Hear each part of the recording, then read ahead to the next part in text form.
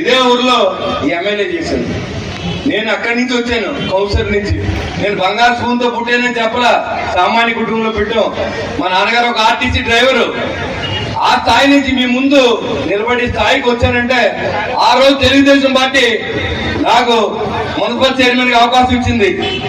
ఈ రోజు జనసేన పార్టీ నన్ను ఎమ్మెల్యే చేసే మీ అందరి సహకారంతో నేను రుణపడిన పవన్ కళ్యాణ్ గారికి, కూటమి నాయకులకి, మీకు ఆ రుణం తీసుకునే విధంగా పార్టీలు చట్టపేరు రాకుండా నేను నడుచుకుంటానని ఆ రోజు ప్రమాణ స్వీకారం చేశాను.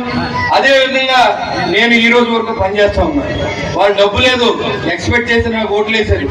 నేను వదిలేదా, నేను వచ్చిన దాన్ని అన్ని ఒకటొకటిగా చేయించుకొస్తా ఉన్నాను. ఇవాళ మెయిన్ రోడ్డుకి దాదాపు 10 కోట్లు సాయం చేశాను. ఆర్థిక ఇబ్బందుల్లో కాంట్రాక్టర్ బిల్లు రాలేదు. బిల్లు వచ్చేదాకా ఈ ఎండాకాలం వచ్చిందంటే ఎండలో వర్షాలు తగ్గిన వెంటనే మెయిన్ రోడ్ కూడా బీటీ రోడ్ చేయడానికి అన్ని ప్రయత్నాలు చేస్తాం. నిజంగా గవర్నమెంట్ డబ్బు రాకపోయినా సరే చాలా మంది సహకారంతో ఆ రోడ్డు వేయిస్తాను. దానికి ప్రతిఫలం అలాగే ఇప్పిస్తాను, నేను తీసుకోను. అది కూడా నేను చెప్పాను, నాగేంద్ర రెడ్డిని అడగండి, వాళ్ళ పార్టీలో జాయిన్ అవ్వడం గురించి కాదు.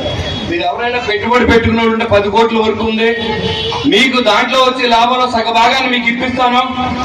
బిల్లు కొంచెం వచ్చేదాకా 1 నెల 2 నెలలు పట్టచ్చు.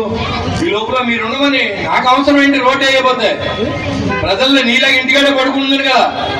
నేను ప్రజల్లో తిరుగుతున్నాను కాబట్టి ఏ ప్రాంతంకి వెళ్ళే రోడ్ లేదు, అన్ని ఒకటి వేసుకుంటూ వస్తున్నాం. ఏపారు రోడ్ లేదు, మాధవరం రోడ్ లేదు. మెయిన్ రోడ్ లో వెళ్ళాలంటే ఎవరన్నా తిరిగి వెళ్తారో లేదు కూడా రాని చాలా మంది మరణించిన సందర్భం కూడా ఉంది. ఇవన్నీ చూసి ఏదో రకంగా ఇవన్నీ మనం చేయాలని చెప్పి ఆలోచించి పనిచేస్తాం.